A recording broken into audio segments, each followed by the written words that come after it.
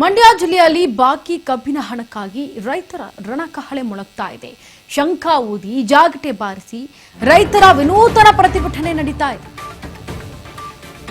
ಮಂಡ್ಯ ಜಿಲ್ಲೆಯಲ್ಲಿ ಬಾಕಿ ಕಬ್ಬಿನ ಹಣಕ್ಕಾಗಿ ರೈತರು ಪ್ರತಿಭಟನೆ ಮಾಡ್ತಾ ಇದ್ದಾರೆ. ಅದು ಕೂಡ ಶಂಖ ಊದಿ ಜಾಗಟೆ ಬಾರಿಸಿ ರೈತರು ವಿನೂತನ ಪ್ರತಿಭಟನೆ ಮಾಡ್ತಾ ಇದ್ದಾರೆ.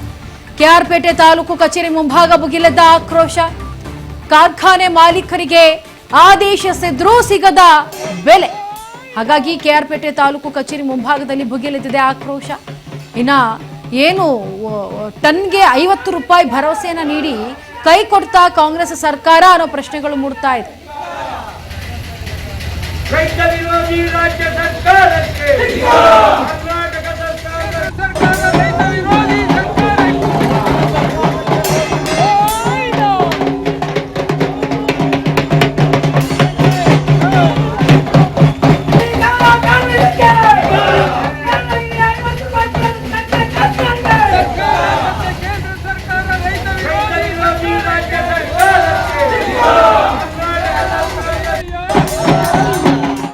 ಸರ್ಕಾರ ಈಗ ಕೈ ಕೊಟ್ಟೈತೆ. ಹಾಗಾಗಿ ಕೈ ಕೊಟ್ಟಿರುವಂತಹ ಮಾತಿ ಅಂದ್ರೆ ನಾವು ಕೊಟ್ಟ ಮಾತಿಗೆ ತಪ್ಪಲ್ಲ ಅಂತ ಹೇಳಿದವರು ಈಗ ತಪ್ಪಿದ್ದಾರೆ. ಹಾಗಾಗಿ ತಪ್ಪಿದಂತಹ ಆಡಳಿತ ಮಂಡಳ ವಿರುದ್ಧವಾಗಿ ರೈತರು ಆಕ್ರೋಶವನ್ನು ಹೊರಹಾಕ್ತಾ ಇದ್ದಾರೆ. ಬಾಕಿ ಹಣ ಬಿಡುಗಡೆ ಆಗೋವರೆಗೂ ಕೂಡ ನಾವು ಕಚೇರಿ ಬಿಟ್ಟು ಕದಲಲ್ಲ ಅಂತ ಹೇಳ್ತಿದ್ದಾರೆ. ಇನ್ನು ಕೆಆರ್ಪೇಟೆ ಪಟ್ಟಣದಲ್ಲಿ ತಾರಕಕ್ಕೆ ಏರ್ತಾ ಇರುವಂತಹ ರೈತ ಸಂಘಟನೆಗಳ ಹಠ ಈಗ ನೀವು ಗಮನಿಸ್ತಾ ಇದ್ದೀರಿ ದೃಶ್ಯಾವಳಿಗಳಲ್ಲಿ.